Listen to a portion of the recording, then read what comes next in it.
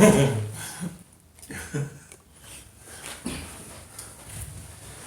give it a little time lapse.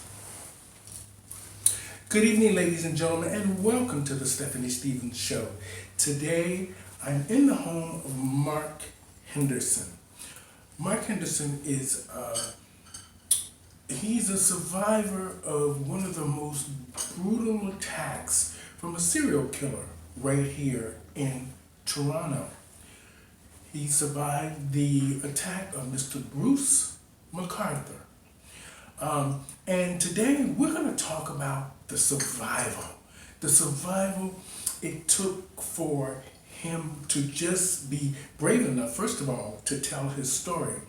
And second of all, is the mere fact that he is living that memory almost every day, but trying to stay positive and focused to just make his life better. And he's a survivor of a lot of different things that have happened in the LGBT two-spirit pronoun community. And he has decided that he wants to help educate and inspire our audience out there and other gay men and women and other non-binary people and pronouns, how they can survive through the roughest of times. So I just want to say thank you so much, Mark, for coming on my show. You know, like you said earlier, we've known each other for years. And at first, I'm going to be honest, when we first talked on it, I didn't remember you exactly. And then I started scrolling through your stuff. And I want to just say welcome to the show. You know, you're brave, first of all, for doing this. Second of all, for reliving a lot of this. I know it must be hard. Now, I don't want to really focus on the Bruce McArthur. I want to focus on your survival. What are you doing now? Well, thanks for having me on the show. Mm-hmm. I just think you're amazing. Oh, thank you. There's a lot of performers come and go, and we've seen them all. Mm-hmm. And some stay, and some have huge careers, and they drink it, or it goes up their nose, or Mm-hmm. you know, you're someone who, from the moment you got into town, you were giving money back. Because in those years, we were raising money to save our brothers and sisters that were being taken. Oh, yes. And so the fact that we're here, it's so many years later, and you're looking amazing. Your show is fantastic. You're good at what you do. Of course, I'd leap at being here with you. Thank you. You know, this world you live in is very eccentric. It's very, you know, when we first were looking at this, you caught our attention on TikTok. You actually caught the producer's attention on TikTok. So she kept messaging me about you and asking me, did I know you? And I said, no, I don't think I know him. And she says, well, I want you to look into this and let's see if we can get him on the show. So when I came into your home and I saw all of this, and I thought, like you say, your friend says, Mark, you're too much, or this is too much. But this is so fabulous. This is like if you were living with Liberace, Liberace or Little Richard.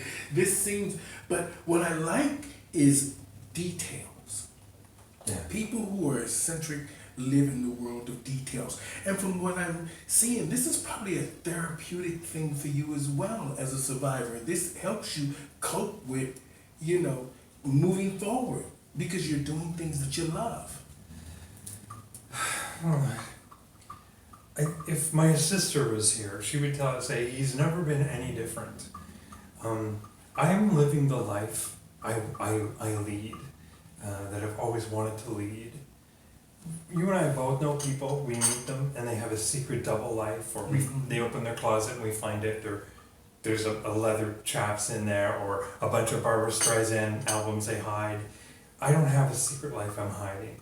I'm just here living my life, and I'm more comfortable in dresses. I'm more comfortable in an abandoned ballroom as my living room. I like living out and large. Mm-hmm. When I was very young, especially the gay men at the time, they were fun. They had dinner parties. There was a dinner party circuit. They were on the edge. And then what would happen after the dinner party, I don't even want to say. But that was part of being there. And then those guys all went fast Mhm. when 1984 on, when AIDS hit. The fun ones went first. And then I felt during the 90s, as people were getting gay marriage, of course it's important, and forming families and buying homes and being in the PTA and all that stuff. I kind of thought gay men were running the risk of becoming boring. Mhm. And thankfully, you and I both see what gay marriage looks like. We're Mhm. redefining what that term means. And the gay marriages that I know, Mhm. they have a communication that is hands down ahead above the rest. Mhm. You know? Well, you know, it's funny that you say that. It's we've changed so much in such a quick amount of time. But we're not saying anything new. We've been saying these kind of things all our lives. We've been asking for equality, health care, protection, and all this stuff. And to be recognized as just normal human beings and doing everything that everybody else does. Now, what I want to ask you is this. This is really, I'm just going to say it. Go ahead. The way you live, how is it that we know that this is a world of make-believe, or it's how you feel because you're an artist and this is how you make money from either whether you're doing stage work or you're trying to show an era that was grand and very movies, you know, the kind of things that happen in movies. What is it that you want from all of this? What is it that you're seeking? Well, my goal in life isn't happiness, because that's too conditional. If you treat me the way I want you to treat me, I'll be happy. That means my happiness is based on your actions. So I don't want that. That's not my goal. Mm-hmm. Maya Angelou says we seek peace of mind. That's a better goal. And so I seek peace of mind, and I live my life the way I feel like living it. After everything that's been said about me in the media, and not just news shows and papers, but social media and TikToks about that carry the killer's narrative. After everything that's been said about me, if I walk down the street in a crazy dress and live in a very Baroque Rococo life, people think I'm cuckoo, I think I'm Rococo, I can live with that. The words do not hurt me anymore. Well, you know, because we are right here in the center of the gay village, we're used to seeing people that are a little bit eccentric as well. But I'm sure people who think of themselves as normal, or even some gay men who really like this sort of thing but too scared to embrace it because they're too scared to feel like the community will, laugh at them or whatever. But it's hard to convince people that when you're living in an era that, first of all, that they don't understand, that only certain groups of people will understand this eccentric lifestyle. Well, you said we're here in the center of the gay community. Mm-hmm. I'd like to change that a little bit, because I think you and I, we're the nucleus. Mm-hmm. Like, we're it. Think of all the people that said no to you, that said out, said you can't come in, this isn't for you, you're not in the show. No, no, we've heard it 100 times. Mm-hmm. Where are they? They're not here. They're all gone. Mm-hmm. They either left the business or died or did something, but they are not here, and there is nobody saying no to us now. We are the nucleus of the gay community, and I know every year at Pride, I have a little spot I'm at. Mm-hmm. I know people that have been seeing me there for 30 years. Well, it's funny when you say that. It's great. First of all, it's great that we're alive. Mm-hmm. That is an amazing thing. With AIDS, SARS, this corona here, and the mere fact of a serial killer in our community, and a lot of drug overdoses, and really bad things that have happened in the gay community. And for us to have survived, you're so right. We did something right. But what I like about you is that you maybe this is an outlet of some kind for you, which is a great thing. A hobby, or you're looking to, you know, get work, or you're just being See, fabulous. this is not an outlet for me. This is me. Oh, this It's is you. more it's more an outlet for you right now. Mhm. You're coming through an experience right now and basking in it. I love watching that. But Mhm. I love that you get it. And that we're alive. Maya Angelou again says, if you woke up this morning, you've already been paid.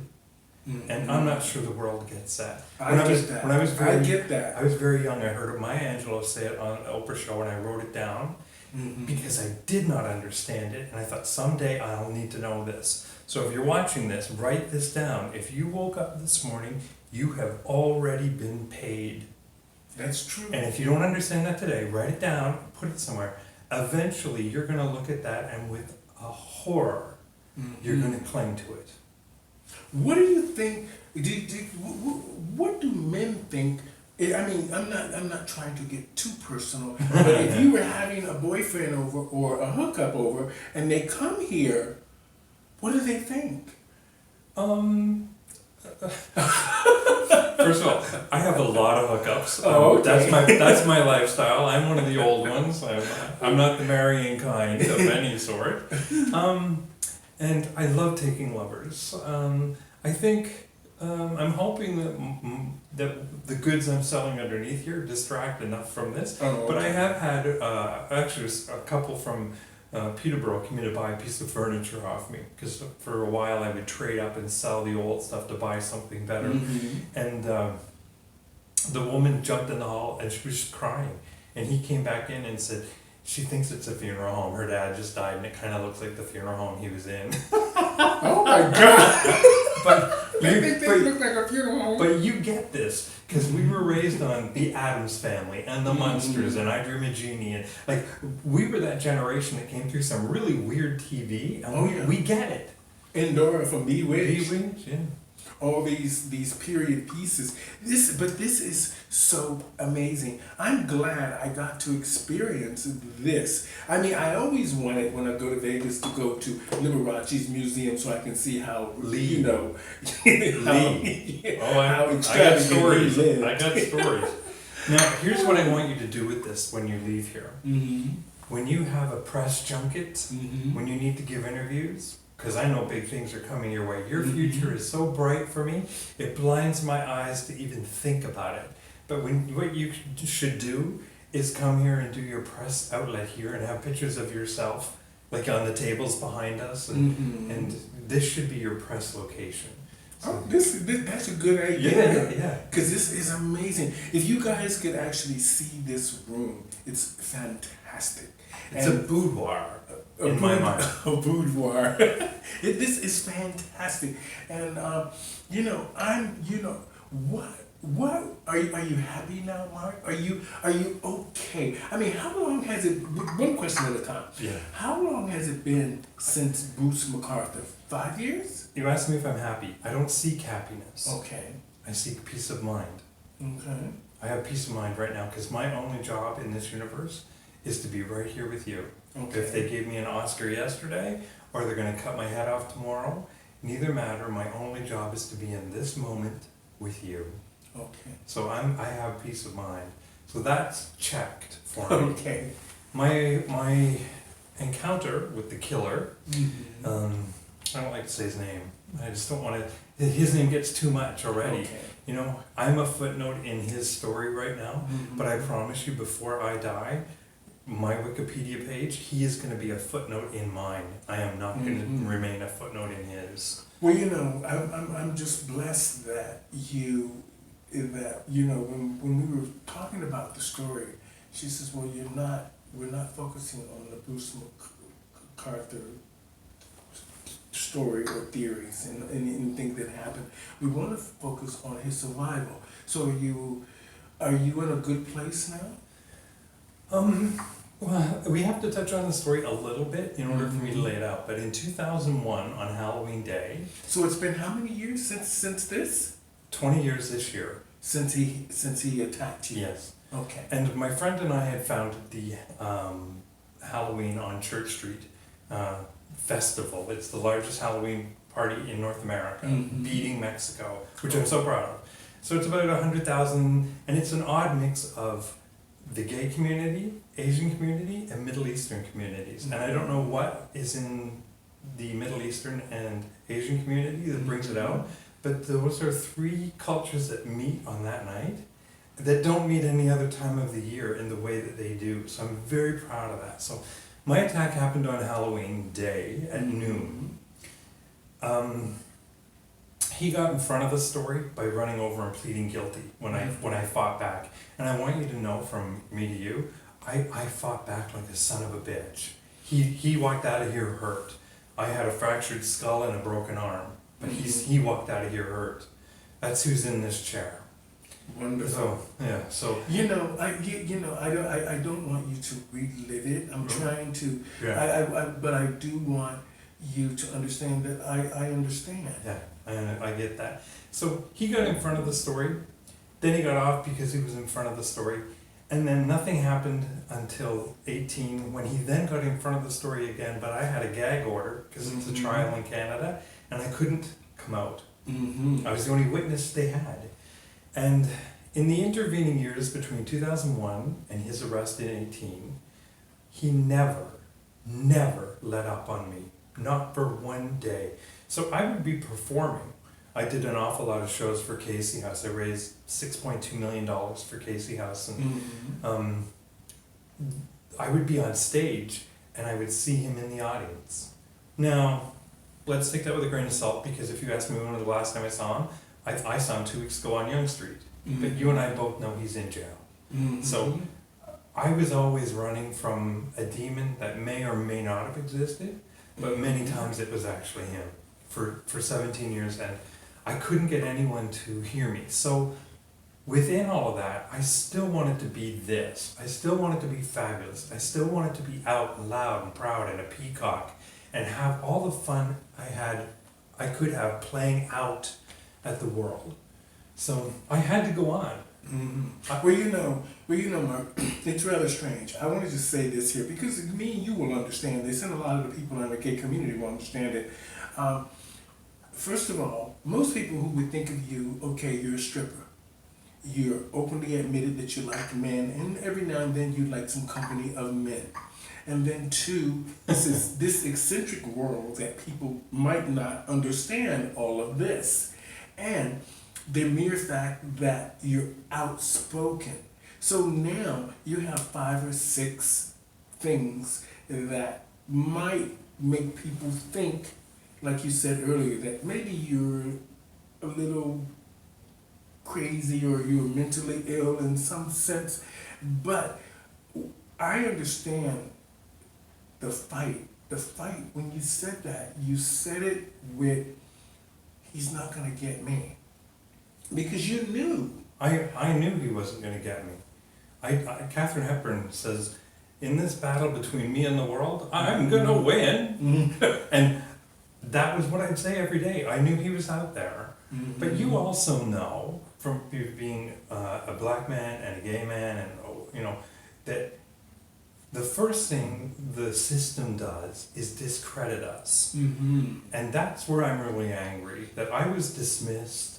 I was sexualized. And in 2018, when all of the men came up missing and dead in the media, they were sexualized over and over and over and over again, not looking at the other similarities that they had, but the media just took the most salacious ones. And in every story had to say they had ties to the gay community. I was walking down the street on Halloween. If that's ties to the gay community, that was purely location. So I think when you have something to say, and I won't let you say it because I'm judging you by your skin color, your religion, your sexuality, or something about you that's of who you are, there's a pain inside of you when you can't get it out and they won't let you. And I think when George Floyd was killed and we saw America erupt, some part of me was thinking, finally, these people, are... Well, the good thing about all of this, You said it earlier when I was getting ready that this pandemic leveled the playing field. It changed the whole dynamics of this game. So a lot of these people who did these really bad things for a very long time, with acting like they had good intentions, are now getting their just desserts, in a sense. Yeah. I say a lot of stuff, so if I said that, I probably did. Like I'm busted. But all I can tell you for me is, after the killer's arrest, casting in Toronto, film and television, it was over. It's absolutely over. I think with my experience in raising money for Casey House, and Princess Di came to visit me at work, and I think I should have been a judge on RuPaul's Drag Race. I'm perfect, but You are perfect for that. But they picked some guy that, who the hell was that other judge? I'm like, he's not even from our community. And anyways, Well, you know, sometimes people go with the easiest things. Yeah. They go with the easiest things. They don't see the whole outlook of the show. That's why Canada's Drag Race is struggling right now to even try to produce any real sort of worthwhile episodes, is because they don't have the right people on the judges panel, none of them, and they don't have the right people in the show. Yeah, casting, like I wanted to be on Big Brother Canada, but they won't touch me either. No one's gonna touch me. So what it did for me when COVID came along was suddenly every actor was shelved. So I was in good company. I was shelved because of somebody else killed a bunch of people. That's a rotten reason to shelve me. And I think casting in Toronto should be ashamed of themselves. They're wrong. I'm a talented actor. But they don't want me. That's fine. So where do I go next? First thing I did was open an OnlyFans. And you know what? I banked it.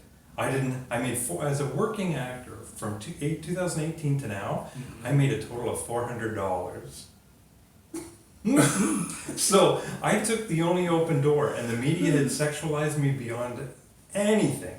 So I just opened that door and went in. Well, you know, sometimes it's good to be just straight out open and honest. I love being honest. I love being honest. Because sometimes they just need that. That way, they can't go any further. They can't go any left or right, because you said it already. Yeah. So they can't. It has no weight to it. I have talent in that I'm a survivor. I bounce. I always say Joan Rivers lives on this shoulder and Jane Mansfield lives on this shoulder, and both of them said bounce. It's if that's what's gonna sell the tickets, sexualize yourself then. You don't say no in an improv. Go. And what happened initially, and what happens all the time for me, is people look like, oh my god, this is the sex pot, but then I have talent that goes with it. And then suddenly by the end of the act, they're like, oh, I get it, you know. Seeing old people with a sexual identity is creepy. There's also a lot of humor in it. Well, that's because you're not heterosexual. Now, if you were heterosexual and you had lots of young girls around you and you were a millionaire, nobody would pay that any attention, because Hugh Hefner's done it from the beginning of time. No money. Those girls don't pay, or I'd be there. You know what I mean? And you're a gay man, and they already know that we're mostly sexualized anyway, because the only thing they can think about is us in the gay pride parades half naked and trying to have sex or doing drugs in nightclubs all night long and doing these crazy things. But you know, that's okay for them to think that way. Now that times have changed, it's good that we are doing a lot of talking. Yeah. People are gonna think what they're gonna think, though, right? One time I was, years ago, before Freddie Mercury died, I had spent a summer with him in upstate New York. And Abby Hoffman was across the lake, and Lauren Hutton was at the cottage beside us. And I'm not allowed to say things about her doing all the drugs, but if I could say that. Anyways, a book was written about Freddie Mercury, in which I was quoted, and there's a shot of me, and I'm naked on a dock, and the quote in the book was as if I said it just that day. And so I realized people would read this book and think, oh my God, they think I said that, and I'm not that person, and I wanted to suck it back in or take it back. And it was too late, and I called somebody, and they said to me, if somebody writes a book, it's between them, their computer, and their God. And if I read a book in Oshawa or Oakville, it's between them, their armchair, and their God. And she said, if you want to put yourself in every living room of every person reading that book, you can do it, but you'll go crazy.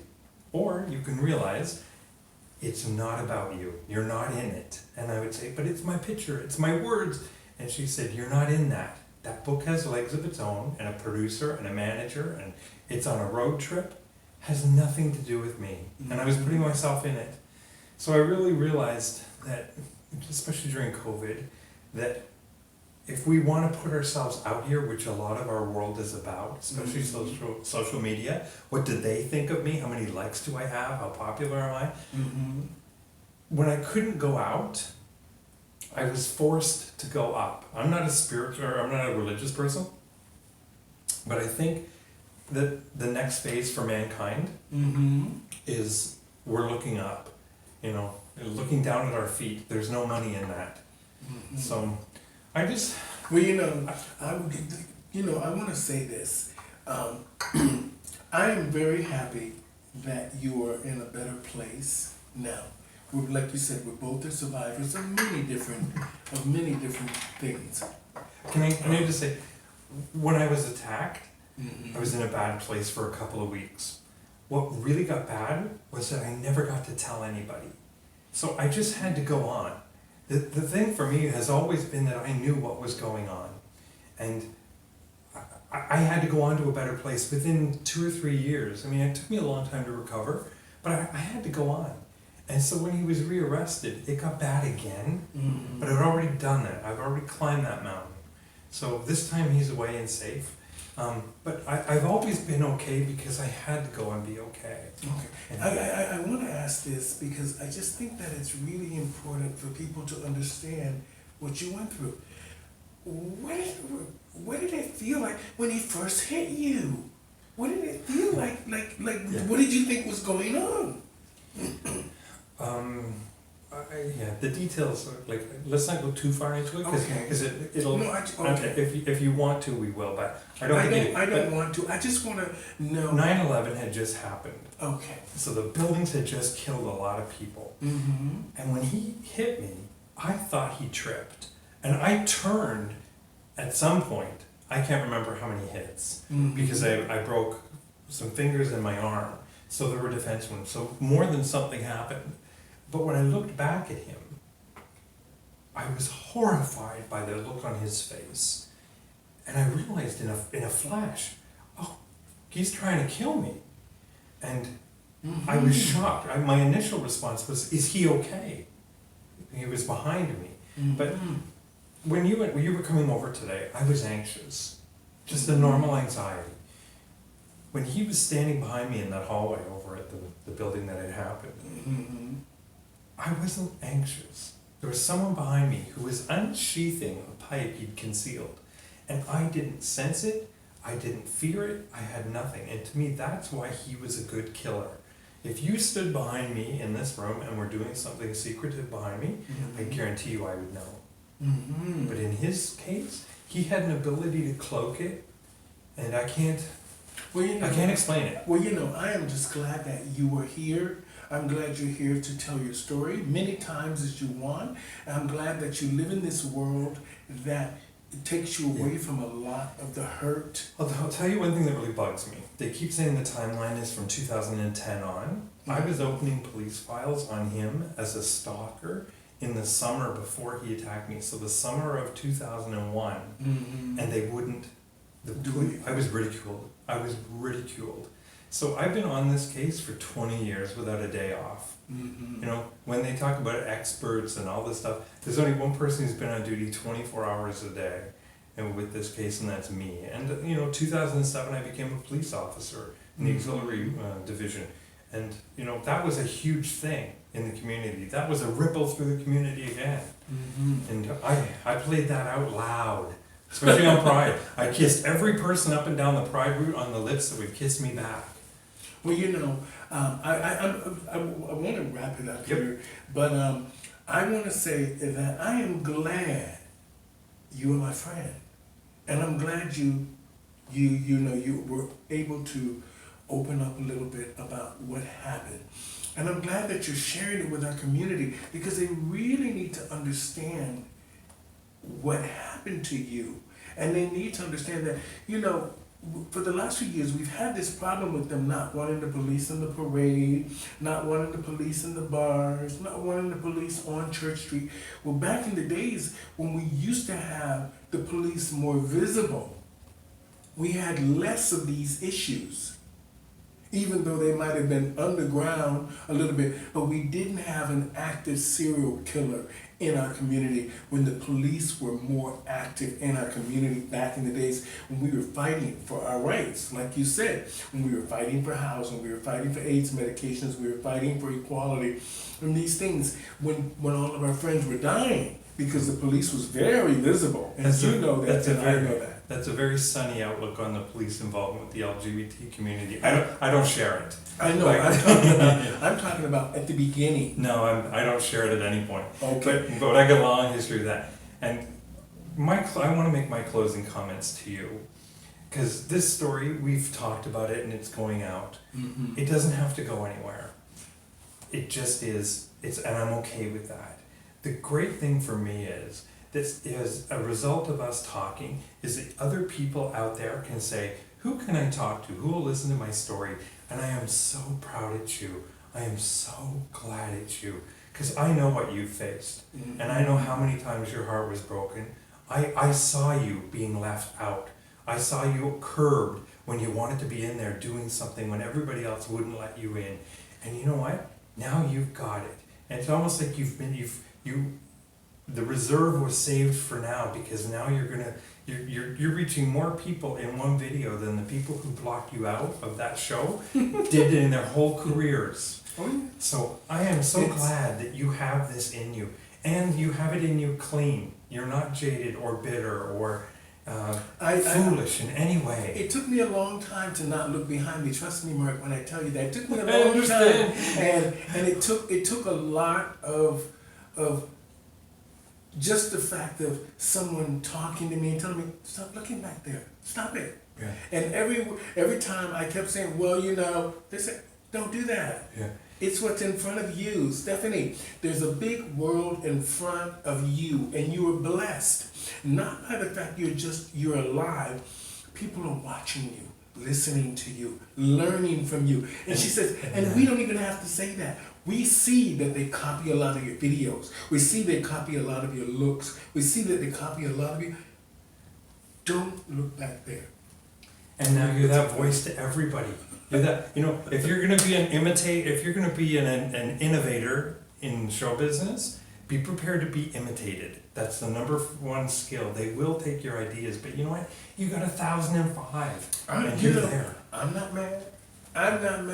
I'm blessed. And I want to just say, in closing, thank you guys so much for listening to us today. Hopefully we will have educated and inspired you, or just shared some knowledge of our survivals in this tough world that we live in.